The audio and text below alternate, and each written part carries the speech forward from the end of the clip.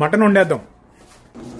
మామూలుగా ఒకటే చుక్క ఆయిల్ వేసి వండుతాం కదా, వచ్చే వారం వండినప్పుడు అది కూడా లేకుండా వండుదాం.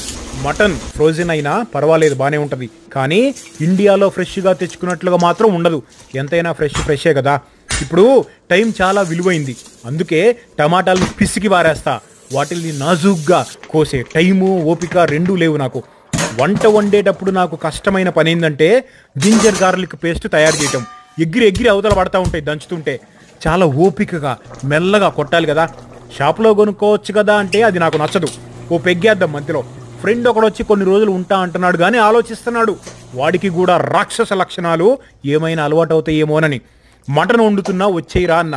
చికెన్ వండు అన్నాడు. నేను మటనే వండుతున్నా అన్న. ఇది చెప్పింది ఎప్పుడు విన్నావులే కానీ తగలబెట్టండి సార్ నిరంజన్ గారు అని ఏదో అన్నాడు. బయట తిరిగేటప్పుడు ఫుడ్ మీద ఫోకస్ ఉండదు, కానీ ఇంట్లో ఉంటే ఊది పారేయటమే.